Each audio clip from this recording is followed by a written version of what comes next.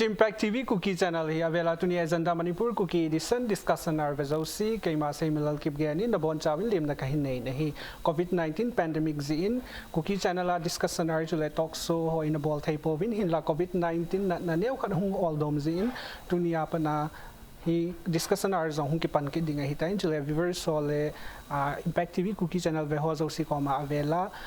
kahin sai kit hi intin jule tuni agenda Manipur Cookie edition discussion ar ki ho na diu topic jo hi le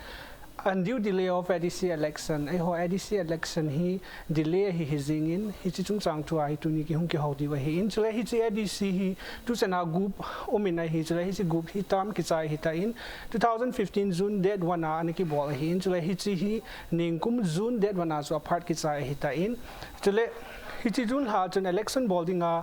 umahin in Zakain Saibang due to COVID-19 pandemic even ADC election zong hi anaki vote zone tan hi chule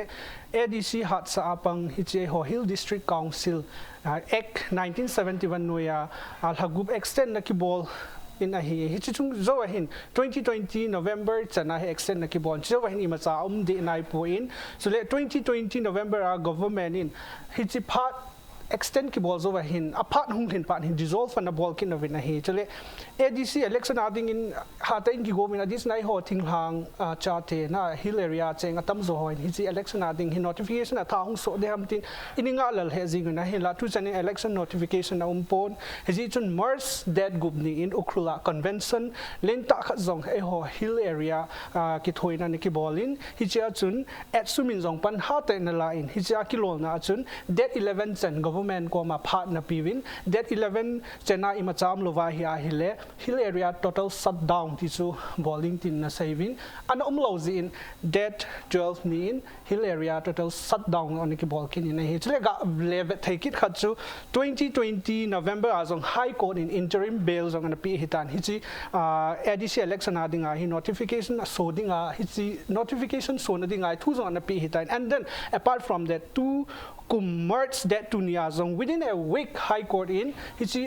ADC election adinga hi aganga notification na so diu na bol he tia zo pi henda tu san ya delay hin imacha lo lai tabanga men hichi chun hichi hi injo kain saving undue delay of ADC election hichi pidinga delay ham tu ta ruling party BJP Bharatiya Janata Party no ya mi hevin why this delay si sung tang to ang kheu de la hichi kheu na ting ho Impact TV Cookie Channel studio guest diung ki kovin ma sa pena mani chu ta la na hin kating ka koma to hi jam ta Pu Then Thang ST, who is the co-convener Y for Siemens Youth for Change Rachanpur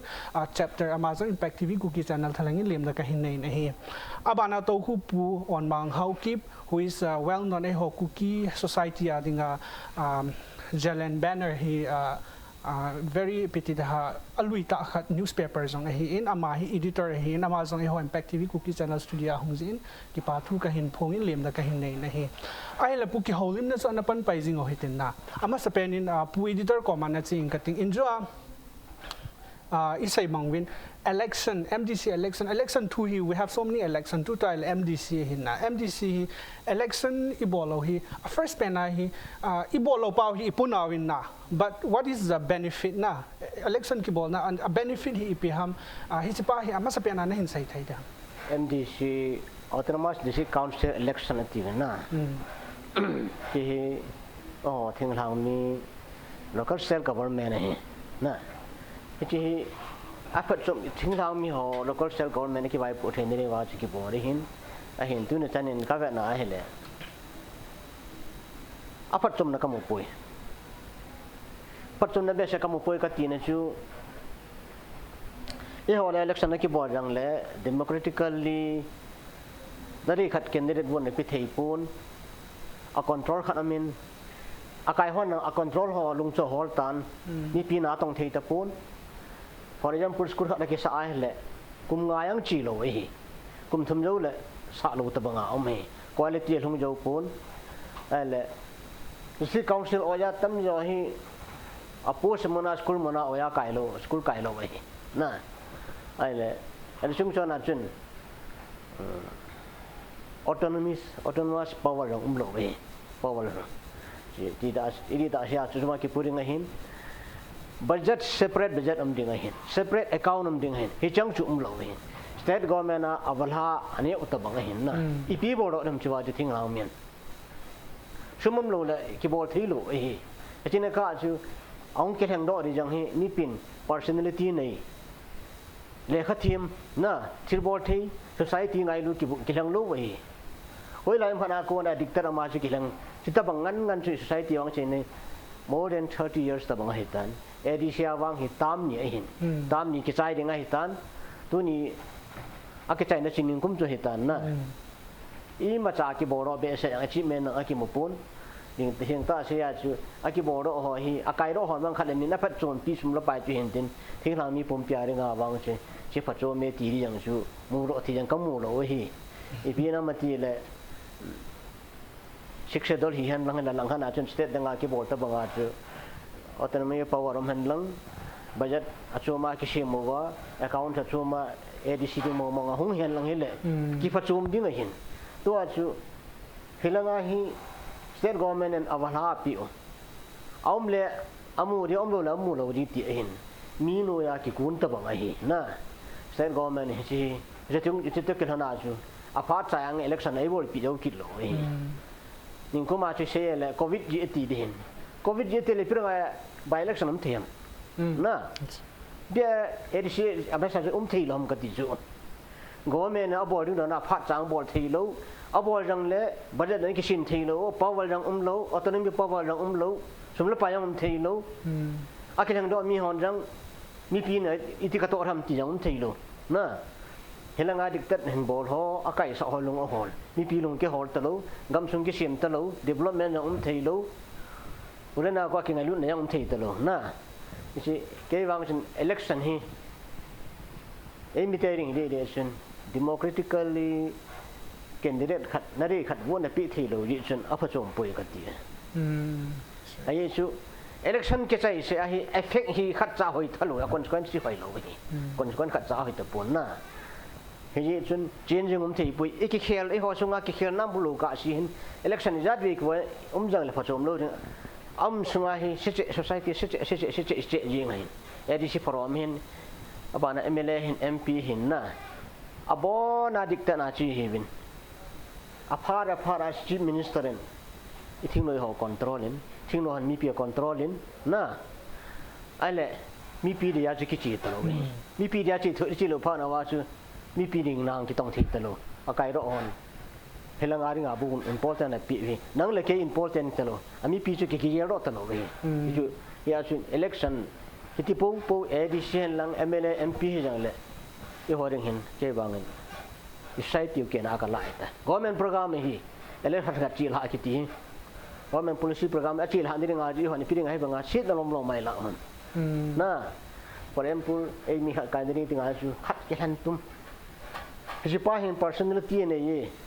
issue ขัดไรส์บอลที่แต่ assembly นั่นกิโซนตลอดวิธีอินส่วนเขาคุยแบบนั้นเห็นเลยสมัยจ้านะอินมาจ้า hello เห็นยังไงสมัยอะไรจนโซ่ที่ politics บอลเลย society จุดต่ำตลอดดิ้ง society อันนั้นคิดที่อาจูขันตรงไหนยังไม่เทโลเกี่ยงไงเรื่องน้ำตัวนั้นเจ้าเจ้านั่นเองนี่คืออัพจมป่วยกันดีอันที่น่ะอะไรทวินผู้เทนทาง SC กว่ามาหุ่งจิงกินอิงกันติงอีจี ADC election อีดี still delay นะ enjoy ใส่บางวิน term กิจายหิตายนะนิ่งกุมนเวทกุบจัง APT เดha หุ่งกี extend กิเดหินจิโร่อันตัวมาสามโลไลน์เลยฮิจาฮิ what do you think ฮิจิตัว ruling party BJP government ที่ตาวเตะมาว่าเห็น are they waiting for this delimitation ยังเอาห้าม or นั่งเกี่ยวกันนะ what will be the main reason behind EP ฮิเดมฮิจิตัวไอ้จำจานเห็นใส่ไทยเนี่ยdelimitation นั่งเอาที่ทิ้งอย่างเงี้ยที่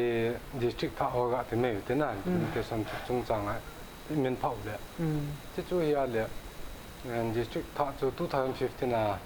หุ่นกี่บอลด้วยเหตุการณ์อากุที่อะไรที่จะอากุน่าฮีทุกพัฒน์จังเกียร์คุมิจัดหุ่นจีตาม delimitation หัวหิน ADC election นั่นเองอาจจะ procedure อิจฉาใครกุมิจัดนำกันให้เห็น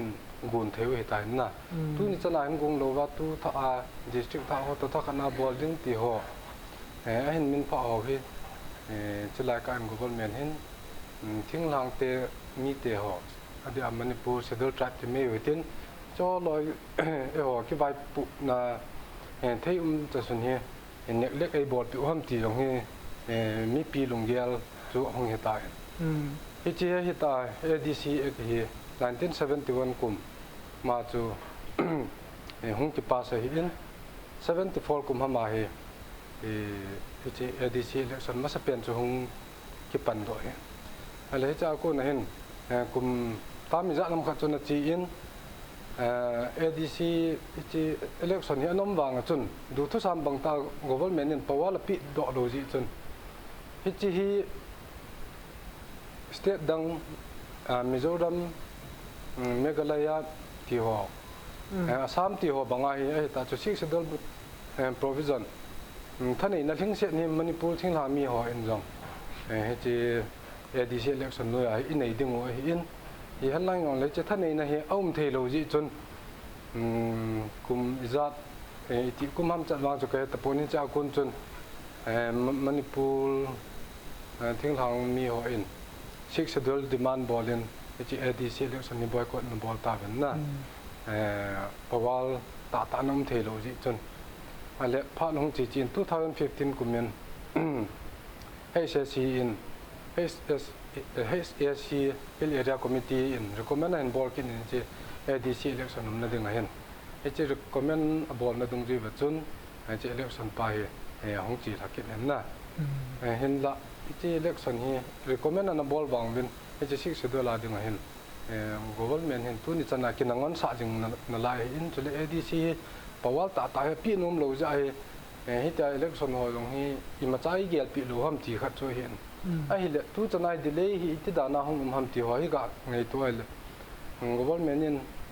asai ting le covid 19 ni pandemic thu ho jong hin min pha ji bin hi han lang hi jong le jo wa lam kai pu nen sei bang chun ti pandemic thu ho jong hi sei ding ha le by election ho jong phat cha in ning ku min an chi lakin na tina bana government program mi pi ki tir khom na za chum jong hi an jing ngin bui na ima cha nom poi ti mai oi tin na he ta bang program ho jo che na ki chi sa jing la ya ti election he chi election ho ai pandemic ji to hin a hin kan be ji ho he government hin adia ei thing lang mi ikibai the noท่านนี่นะดิ้งเพราะว่าเลยเอาหอยหอยหินเฮจีADCให้ดิ้งบางตาเจียเลยเห็นกำตุ้มสเตียนหุ่นในตะบังขณะนี้เซ็นทรัลฟันดิ้งหัวจง ADCได้รู้ทั่วห้องจิงดิ้งเห็นนะเห็นแล้วอย่างเลยจ่อยเสียงจมปูอินมันนี่พูล government ในคอนโทรลจิงนั่นไลฟ์เห็นนะเฮตีอาเฮเฮจีอาเฮมัวเห็นมาเฮอีปาวาลูท่านนี่นะเป้าเฮทิ้งเสียนี่ไอ้ปีนุ่มโลจิว่าเฮตีอาดีเลยเทคนิคเสียกิจมจึงว่าที่ดึงเงินกินมอยนี่จะจู่สุมินจงตัวต้นสัตว์ดาวเห็นบอลหัวจู่เดี๋ยวไอ้มณิปุรทั้งทำมีหัวเอ็นแต่สุมตัวต้นสัตว์ดาวหัวอยู่อันนั้นคือสปอร์ตจีเฮเกมหมู่ด้านนั้นนะดีนะ by election หอบน้อมเทียเลย ongoing pandemic นะ why is it ตัว ADC election after its extension to a normal เหตุการณ์ okay covid 19 จู่กิจายนายไป but by electionตัวไอ้ก็เวน่าเฮียเลยนะ normal โมเหตุการณ์จู่นะอะไรตัวหินดาผู้on zaman ko man sikin in kate to hi tabang delay tactics khat hin jaw hin saitan au min na hi le cha hi ai ho cookie society chaute na maybe civil bodies or student organization or anything like ho hin ipi tabang state la ngai ham hi do we need to take this pitida violence hi protest bolwa pha ham or in what way what do you think nang lungel dana hi iti bol ngai ai mi ho hi khi hết đi gồm nó hết thua thứ pi gì ngay xem có mấy người là cái trái gì ngay chứ tu thà yang hay bút sót pi mà sang ngày ta thứ xem khát gạo sen khát tin tu mà sang in cùng lý cùng ngao mà sang in student organization lang phải khát in chief minister le bopin na pu lai hin na student organization la siam pan ke so apa pe ne iti ve ti ngom me danga pen kiti cho society danga la thelo he kati ban kiti ham tang tu ajing le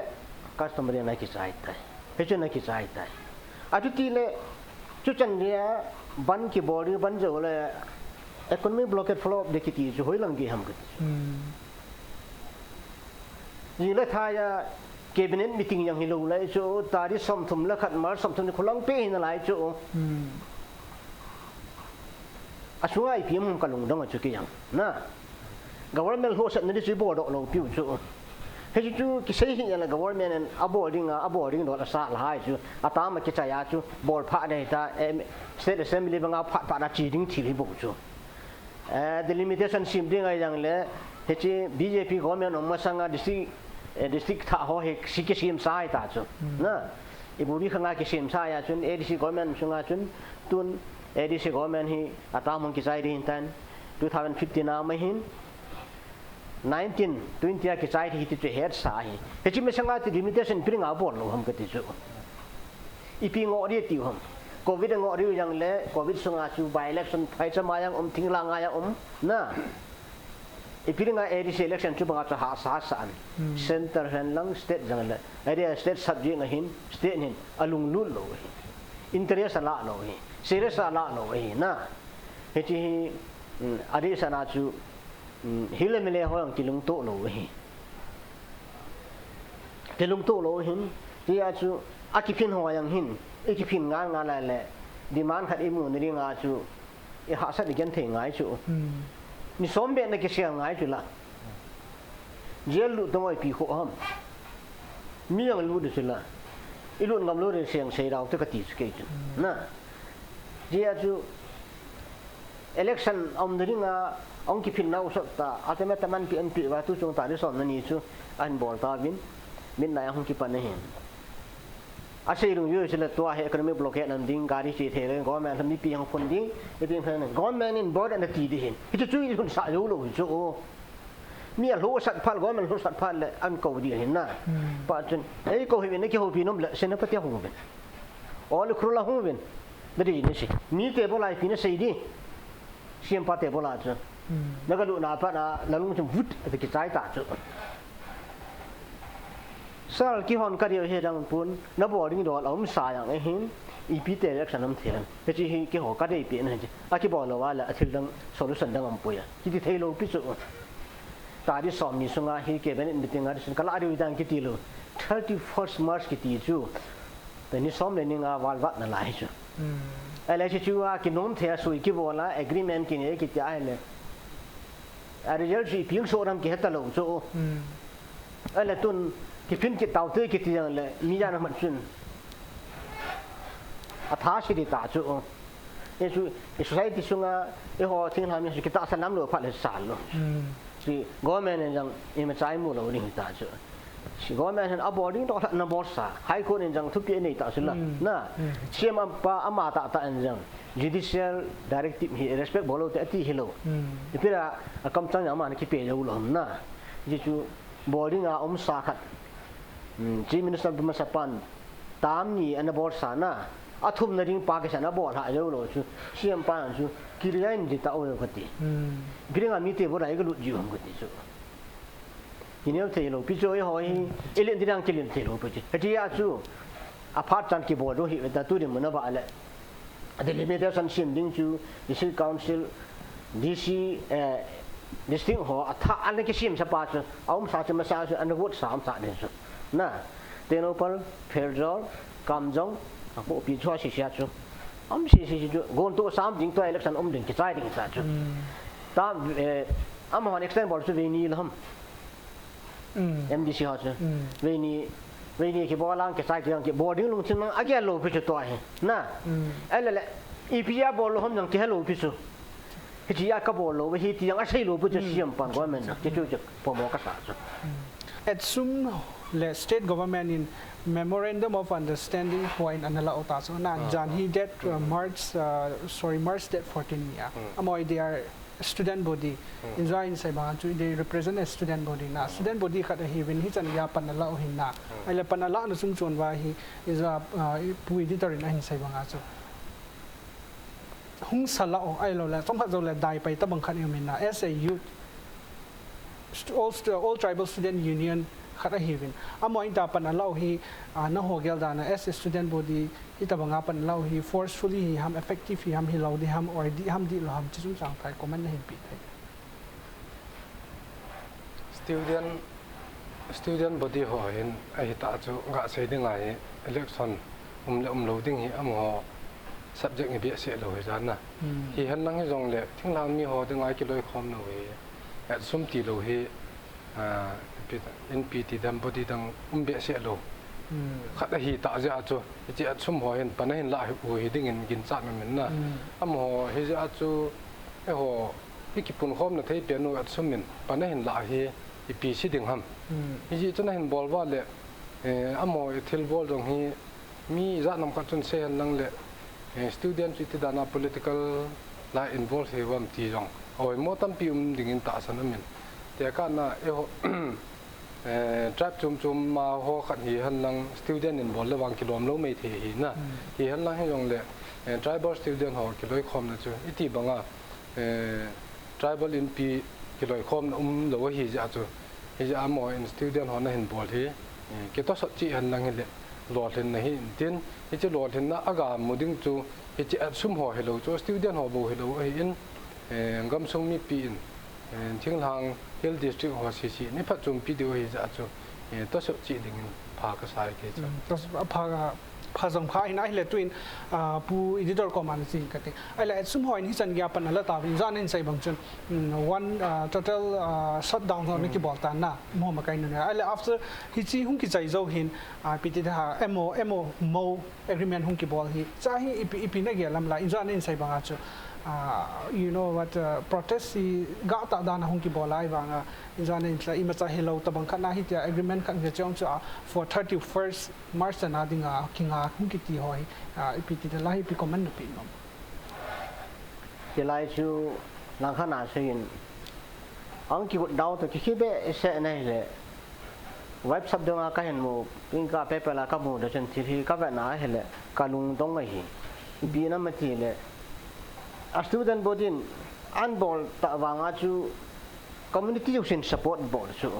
district youth se a tang hol katam nau lo na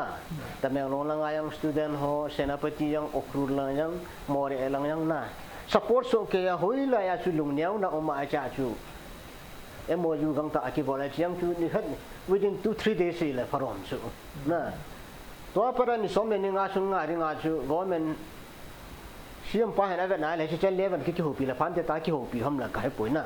ai lo wai la ban supporter ho chi pi nga do lo ham na amo se chen changa pan bo lo pi chu tribal ho phat chom ding thing thang mi phat chom ding a hi ta pha na chu thing la mi yo chen pan la chu ai chu government an abo du long phat cha bo lo ya chu adi ta mi yo chen a ki thu pi chu support abo ni chu gari yang chi ta lo na gari yang chi lo ding aba la second blocker ai phat la gas man hu ha ding mi yong ki pin ding sin lo siang kal phat le siam tal ho sa di chu na bo ding lo phan na bo thio la ha yin ti khan phat le a bo di chu la to ma ring al ho sa nam lo pi so na te bula hong a ki sai ta chu la itin ta san ta ro ala na mi tiang chen na ro ngai chu sel a phai yu ta nei se vai le ni nga sungin ke ben to win lang khil khat chu fu ngo bin na jiang de na bol chi lo ajin be chen nei sei pi win kati na le na bo na pau hi pi a le na bo na li limite san ai jang le pi jam ni se a le na yang ki sei thei lu ki hello sei yang sei lo na a se chung so na chu i pi ham ani ho sao be se to para ta ri som thum la khat mar som thum la khat ki di chu mang ja ra so jo lang pe e bo chu na ki chu inga dio ai lo wai le ka mi ho tong kyo te ti tam ngo na a mo hong ki ho win tin ai thei ta pu e ti le ki sai ta chen la na chang le le dai pu ve ka ti na hai chu at sum ho chu mi pi nang ka pan pi ve ti na chu ai le mi pi jang ta chu alung dong ta chu ta san thi diam pi diam na ai chu tu chen de le bo le siam pa nang sei lo ho me nang sei lo pi chu thil khat hang san ta ki ko je ba ana hat ta force ha ta dai ma a chai ne le am ho te bo la ki chai yi pau hi ke chi hin government na eja thei po ve ka ti eja thei lo ikipin na jo se demand ni bo lo se kha cha yang fulfill lo pi chu e do khara e ho innocent ke ka bi ho government ho na thi ho action ke la ne he nam kha cha ke la lo a thi bun yang ko lo pi chu อีกพินด้านเนี่ยเห็นลูeducation system อีทิบโลปิวนี่อาจจะว่ามันเนี่ยเสียสายละโลปิวเฮ้ยที่เขาบอกเราไว้แล้วเขาบอกที่ที่นั่นจะอามาเรื่องอมลูกพิจูอันหัวฉันนั่นจะบอกเราตรงนู้น student ต่างหากเดี๋ยวสมองลอยอันสมองนั่นบอกจะหัวสายจูว่ามันจู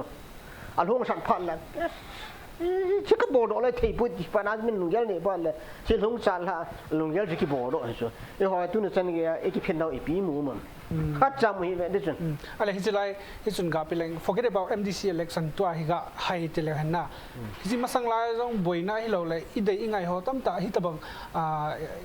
อีทุ่มผ่านเราเลยตัวง่ายๆตะบังที่จิงแกวินัยเขาคุกกี้ society อ่ะนะนี่ค่ะอีบอลเราเลยจิงเลยอีหายไปตะบังที่ what is the main อีพิจิเป็นอะไรที่จีตัวเสียเสียป่วยนะที่จี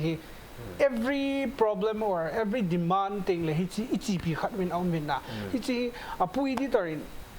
what is the main reason behind จานอีพิจิให้them in our society อ่ะเฮ้ยที่แกสอยตาก็เห็นตา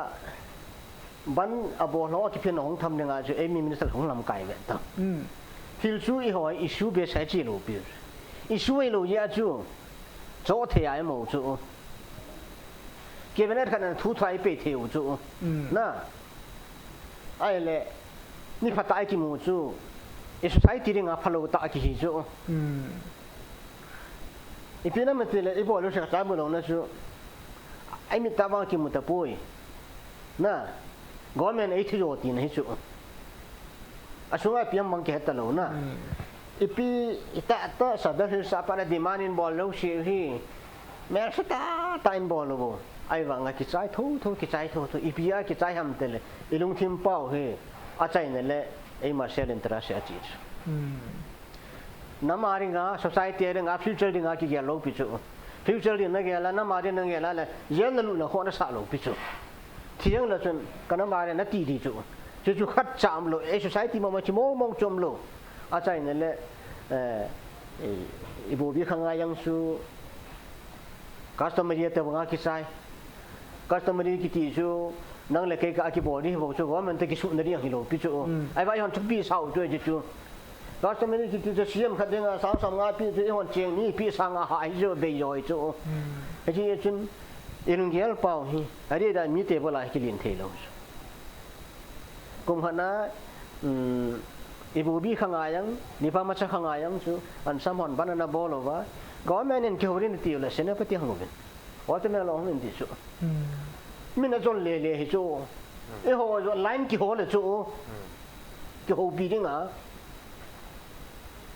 ไลน์นี่หัวเราจะมินไอ้งับจัดตาจุละยาจูนี่ขัดนี่อย่างถูกหาซาที่ถูกโน้มโลบิวจู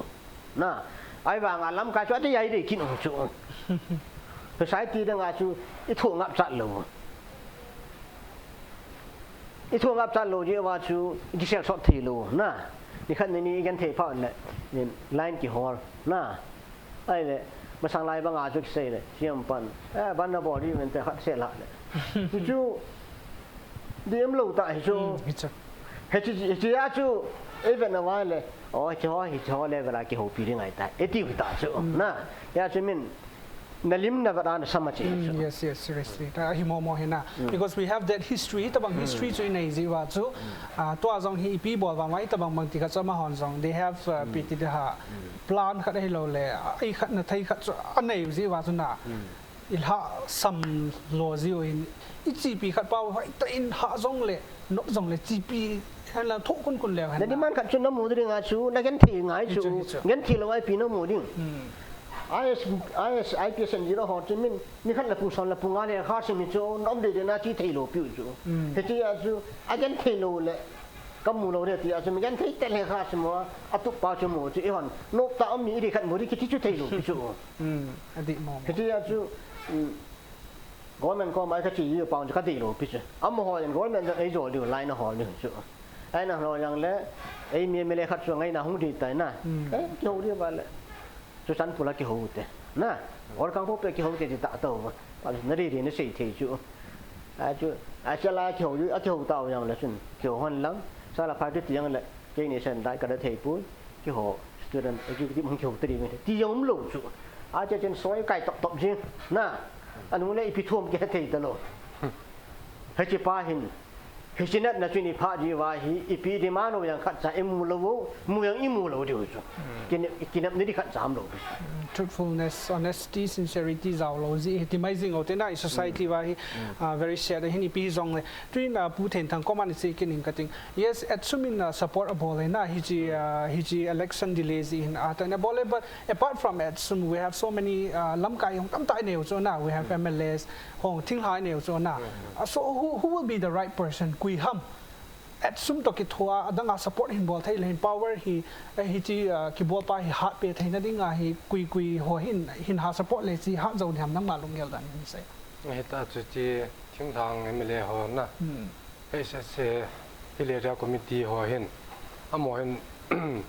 phat changa ki phinu nga hin na amo hin siam ko ma recommendable do ano jing ngai ding dan hi in bisi jo nu nga chu thing thang mi ho hin keloi khoma montina support ngai hi in ale tu Manipur High Court hin ka het khilo le second March ha chu Manipur government ko ma second March ka hi procedure za ka hi nên submit điều within a week na ta khat ma sunga a tiu hin chiang chu government ne na sa di lo na tu chanai ta um hin he ja chu sumo in ki phin na ho he hin bolo a hi en ja chamuna muna district tina hin support na pa ki pisu ke han nang hele ho then na chu ki mun te ti chu ka ta san ai pu editor ko ma chicken to ka hin do question mark na ko ma chicken in kating na who will be the strongest person behind this PTDH demand it out be at some say hello na who will be the right person he support him bola ha be che dem government na gel ho be che dem nang gel da na situation ke ma mu da nen Hilera committee yang panala ngai ka sa hi ai Hilera committee ki ti ho nga legislative house ta bang ahin na ahin ako khan hi MLA ho ni MDC a thein nom lo piu chu district council lang de lo piu chu district council abana shikshadol lang de lo piu chu shikshadol ma la ka power ke sain te ti hom ke ta lo na ai hang pya se ho self interest ai chu chu self interest ai mai ma phat chum nai chi ji wa chu a tribal interest pa chu hilangai ignore ki bol ji ta chu ati Hilera committee nang pa la han lang adi san in Hilera committee chairman hi opposition hilawang phari dan chu ruling hi pha le a ruling ya chu government propose bola chu anil thilo pi chu pusan hanan lang thilo le thilo re ti thila phari ya na a ruling to sa leng leng wa hu a han ni lang le hilanga achan bori yo chairman ya chang thei talo ale elanga amho enforcement pire ho yang amizo la pang di hita chu asiam pan zanan su ti de ti na kwe ni ta diu anil ding am ta lo na ai wa nga chi dili ki bola election ki bolon ki ti hi a hi lo be di demand ki bol wang hi lo pi chu a hi sa apa la chi ding a hi no ki bo ri bo chi hi bo lo na pa hi a ji yang sei lo chu limitation ki board he tiang ki sei lo na mi pi ko mang sei lo ai le tu agreement nei wa nang at sum hon nang hi chiam ye tiang sei lo the lo wang ka he pui na hi chun a ji jang ke hello agreement na ki sai yin ta chun na at sum ki ti chu all tribal student union Manipula thing la mi yo student of apex body khat hin na e ya chu amo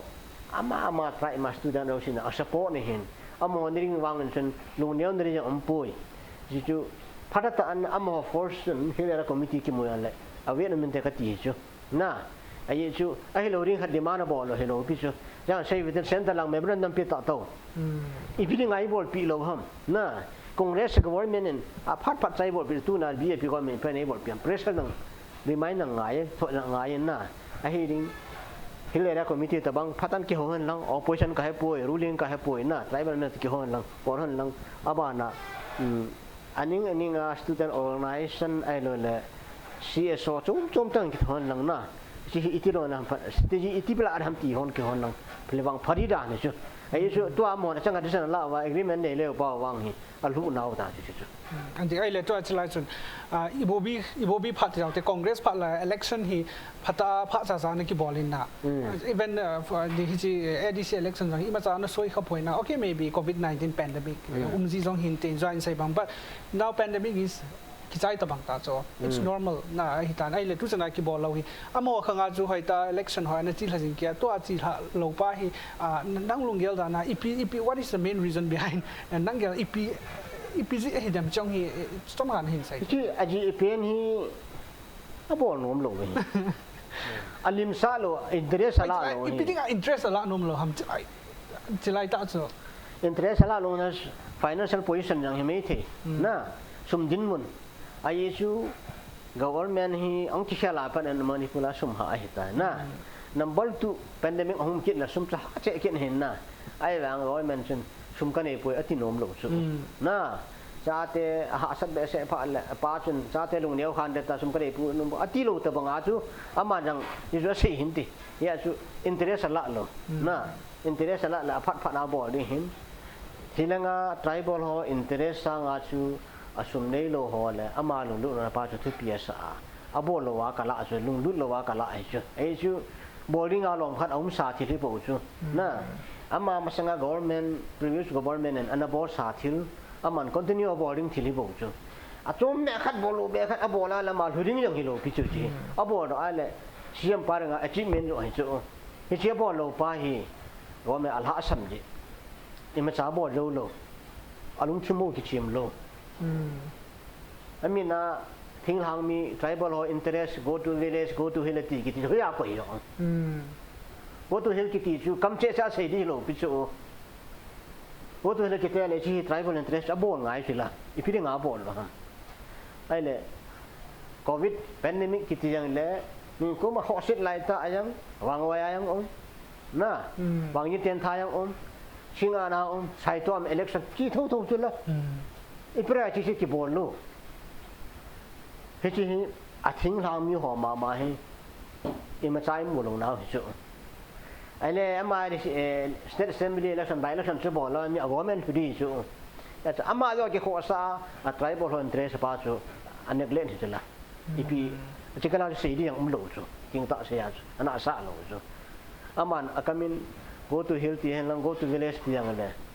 อาบุลหัวจะขอข้าลงจูเฮ้ยจู representative district council ADC member เขาจะเอามาเลยอามา local self government development นั่นสิ่งที่จุดละเฮ้ยป้าจู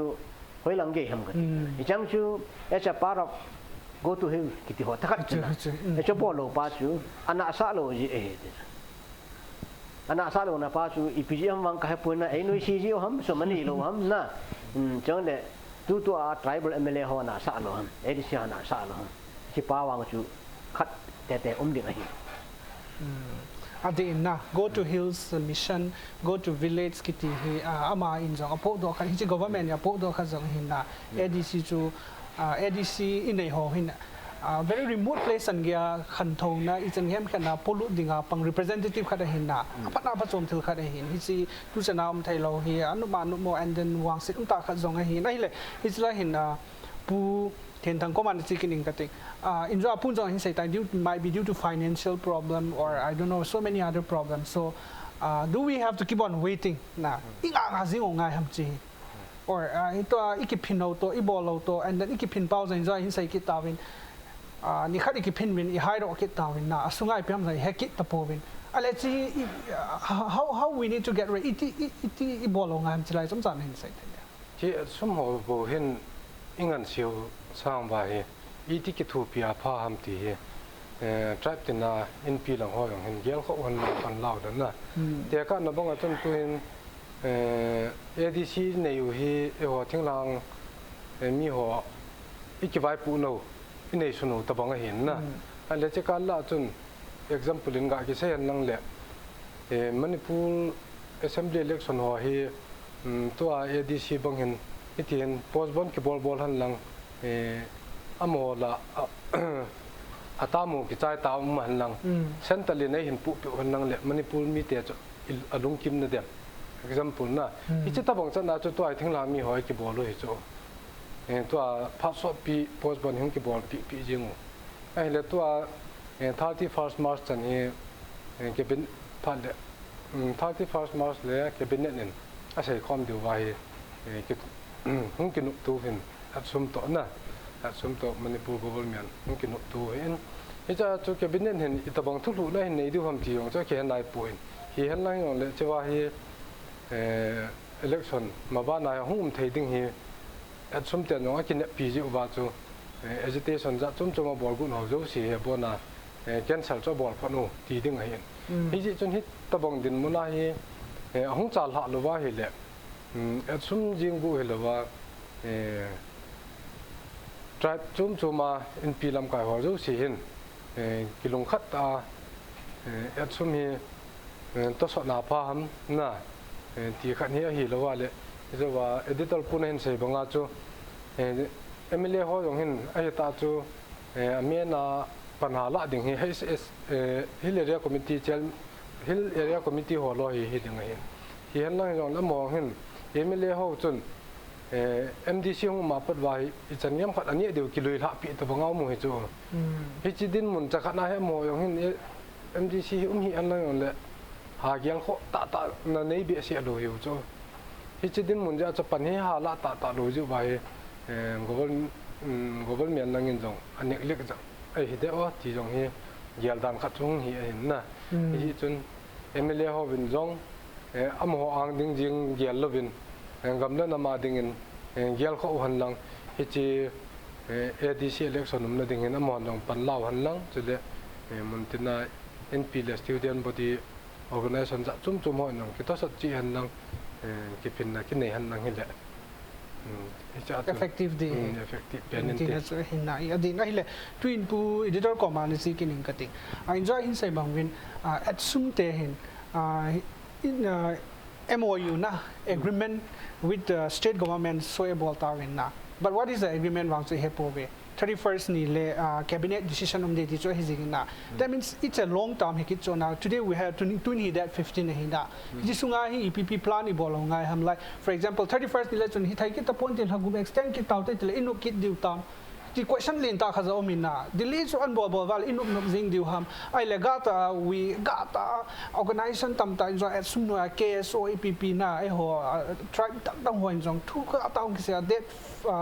hizat ni le total shutdown hiding after that will be followed by indefinite blockade adu da itv na hile to 31st hi phat ikipiki tawin and then what is inside jong ma sai heta po so ki kai tai thik chana kyu ma hita ina ale chi chung cha hi nang lungel da na hi what will be the main reason behind this sungai ipiumin ti ta na gin cha na ma hile to in te ka bang government in extending in 31st ni le khowele bol taw ten tikit lang le inokit ding condition na dinga na ngai tu am itla hi na comment cham cha hin pit di ye akinop tu now to ke bele mi ni pha sau be se na asung thu chu amo agreement point chu piang ke ta poi ai chu alang lang a se ro ta lo ji jin hi ji chun amo hon jang at sumin jang amo ho chi ho se chang sa du san law wang hi abor khi ra wa ka lai na pina mati le ban chu at samate le mission mo pan pe pi te issue be sa bo chu ki pan pi in ala tun he se ka la chu ta ri som thum la khat chan chu hong si ri phat le sim pa na be nai le hin eng gap sa na wa kam chu he se chan ke se de to a parin ni nga sunga hi cabinet meeting ka nei di wa hin he chawang ka pu ro lo le ti khat bet se le parin ta he more than 10 days 15 days ti da te na he che sunga chu ipi ke lo chu inga ri wai tam ta chu na inga ri hen outcome pa chu ipyam ke ta lo hi yang so ring pa chu government en asai banga chu notice so ri hom ba so lo ram ke ta lo ne che pa la chen a so ta poi te ta te na asmin pi sei din tu ma sanga ama kendra MLA hai ho chun ko yang o diu cái hai đi tan có xem pan ấy đồn xe lộ trên mi pin này cái là mà ti lộ piu chỗ war cả đồn pin này cái là cả nông dân nó họ có đồn này thu ti lộ piu chỗ government ta có cái hồ win na ta đi xóm này ha chân hi ta bằng khát là coi win ta mi pi yang ở độ lộ piu chỗ student organization này còn sẽ đi meeting yang lộ piu chỗ à chăm mà vào bọn chỗ chỉ step là khi nào vào cái nào chứ thì chân tuần có mình chân khi nào vui mình chân abort tai apat tai nè abort po về có yang ngọn điều có mà cái phim điều government to cái agreement này sao vậy chứ mi pi độ để ti vai là mi pi chứ là ngàn rộ sáu lộ pi chứ tu thế là government sẽ là bỏ lên ti mi pi năng cái xây khalo na mi pi cái ti chứ anh những ngã sử dụng sản độ điều hình na ta đi sản phẩm ngã chứ còn cầm la cái sao hình đang là student body hình pi này cái lần tiếng độ lộ na chỉ step bala abang chứ xoay ball pau chứ abort khi lên cái ti in tuần abana ta đi sản phẩm là khát là chân meeting hung to đi về hình notice and show đi ham solo rum ki hello ba an show wa le well and good apai a show lo wa he le at sum chin ite bang strategy la ham iti kinung he di ham ni pi ka bol khil ta ve nei ngai ram ni ki tha pe taw ti ati di ham ai lo wa he le nga taw ti ati di ham na ai do khat ya jong hi din he chi pa hi thil khat e bol ring phat le second thought ne ya thì ai cho phút chẳng ai nói na abela bela rillian bolova apa ande kita tu masanga tu sang masa pin lo piso akit lati na thì masa pin ni do thì taru sam thum wang age be se ini thum within 3 days kang ari we na o chiri na ti wa he le kami ho dong kyu tri me ti no chu dong han ka ti na at sum chu tam tam hi chu lam kai cho chị đồng tiền thế chị đúng như thế này cô nhà này amo sung yang bôi mê thế chứ na amo sung yang ý ti chỉ lại chỉ ngã ram thế chị chú lùng đâm xe nó vào là cái vàng sơn sớm chỉ cần nó nuôi nó mới tài cái thì mà gì na đây là phát dòng cái này sót tập vào nó chạy nó làm mình pu thiên thang ST qua màn sinh cái tiếng chút enjoy say bằng win thì chỉ undue delay of ADC election này na delay to his ai họ đi sang ai họ cookie channel hay gì cookie society họ especially reversal là cookie society họ có mà cái election delay sung sang thua hay ipi say nom na nayam ipi thul ha nom na nayam trong tràn hình say cái hình thul ha nom pen chu hi ala nam ni te en hi che ADC election hi ki tup se lam na thei dinga pan la khom chi ding hi ai thei ale ADC election hong thei dingin mi pi te ho kilung khat noi tin hi chi hin gam song wa na tam pi to na thei thanei na ai ji in hi chi ADC a ku na jong he abana thanei na sang jo che six other provision ti ho jong he ithum to be thei na lai wa hi ji chun hi chi thanei na ling se ding pa hi gial kho u hitin pan la khom chi lo han thì chú viewer so năm mi pi ho ô mà tiếp na cái này nó mà cái bảo mình này là tuyên pu on mang how keep on as by zing cái especially ai ho ADC election in join say bang it's not only about cookie na ai ho tin ha sem yo se hin ai vai ho especially tuyên này cookie society cookie channel hi ze na o cookie society CSO leaders ho student body ho civil society ho ko ma hi chi delay ki bol pa join say 31st and gai jong hi phat ikipito kin live in government ho to ai là hin hi ji ai ping hung dham he po na ai le hi tabang hi ahung ke na or problem hung so ke na le iti pan in la ngai ham how should we take decision wisely na nang gyal da na wai la nai ping nai no ma e ho organization ho ko ma government chen action to taking up to na banga election notice and so le ki paum ta chile hi din ki fitness demand ki mutin an so ta lo wa he le government chu ta san the poi ta ka lai ta san the lo wa he chun to a ki phin pau chu system mi khelo ngai ka ti jiang le lam kai ho dang a ki ke lo ngai he achim lam ko ngai student lam kai hin se na ki khana government ai le blat din ki ti chu mo nga ja san it's very simple ja san num ta hi na ami pin la ki ta san ke amo ta san the lo ni pa chu chu he ke chu tu chung se se an la mo hi pun tu ma sang ave ga ne le mo wa anga tu chung wang bol pha data bol lo wa he le asa sa kha kit lo la yo he na kam dang jing wa sa kha lo he asa chu tu jing wa kha thi lo he kha thi lo na pa chu lung ge lo wa nin ki ho tu na wa nin consultation na wa nin na jing le yam tia election chu อากิบอลหะละวายแหละอังกิบอลหะละวาเราที่เสจาละวายละสินอัฐะเบนอัดซุมลำกายหอหินนี่ดัลกอยพากิมุปิอาพามที่จะเล่ใช้ช่วงอินเทลเล็กชวลหออีพีบอลอาเซนดงหันลังอมหอต่อเช่นเล่มีเดียหอยังดงหันนะเช่นเล่จะใช้ที่สุงาอีหอหินเอ็มเอลเอ็มพีเซทุปีอิสระเองเอ็มเอลเอ็มพีแล้วอินเทลเล็กชวลดิมเชนี่จะใช้ที่อะไรกันนะช่วงที่หอบกิมุปิหันลังอีทีบอลทำสิทธิหันลังเจ้าเจนข้าพันในเรื่องที่หัวตัวที่ที่มอเราได้กิจเห็นแล้วอ่ะหมอจังเสียเส้นดิสันลาดาเละ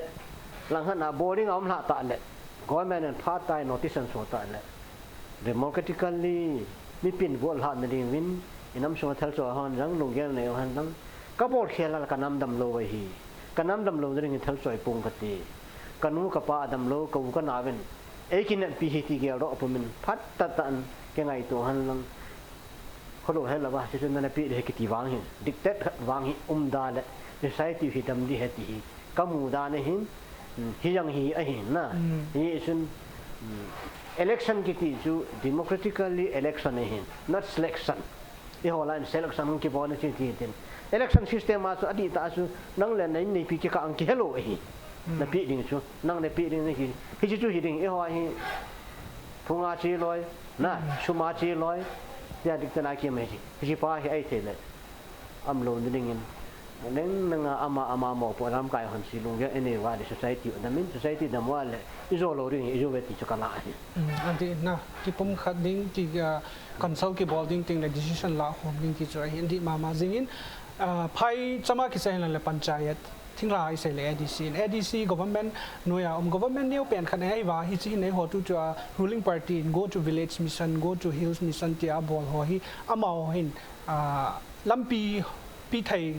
government ruling เนี่ยจะขัดตัวที่ในเลยที่ทุกสัญญา two times ที่ election MDC election ที่พิจารณา extent ที่บอลไปที่อีกอย่างเลยพวกนั้นตาขัดใจเห็น maybe there might be some so many really reason behind ไอ้ไว้หอนอีไม่เฮปวินที่สองเลยห้องเตยนั่นที่ยินสองตัวจ้า government เลย ruling party หัว especially หัว cookie society government represent บอลที่สอง how to impressor beauty ที่สุอีกอย่างเซลล์เห็นทิ้งสุดเลยที่จะอินไซบังจัง high court in Niue March date to first to November 2020 he introduced in March date to azong within a week and then him notification so na ding azong he anapi hita na hinla hi zuilo dan in zong min chi gela hi le line ta le pon ta kha hi pi zong le hung zong hu min tin CSO to le leader to le adang dang ho MLA mantri apang thai ho this now cookie society ho in zong ha ta in adi lampang in not for once but for all and not for everyone ading in pan na law hite ti chu avela a China ka hin sai hin tin ki pam le sing in to ni ading in Impact TV cookie channel agenda Manipur cookie edition discussion ar chu hi chan chan na chai hi tin chule tu ni panel hung te ni jong na chung che hona ki pa thu producer pa thaleng le committee thaleng in ki pa thu ka hin phong in a hi hi tu ni program event na wai phat chom pi no Impact TV cookie channel official website a comment le feedback ni hin pi thayo hi tu nya ding in hi chan na chai ho tin ja ka hin se bangin COVID-19 pandemic zin so tam ta na ki bol thai ta point to in pandemic hum all to gil hon in so discussion ar hi in talk so in program dang hing pat ki diu tan reverse so le Impact TV cookie channel subscriber ho zo sin nga la lowan nga jing de ti chu ka ga sa hin tin tu nya ding chan hum khana ka hin nei mun tina ve zo sin na bon chawin mangpha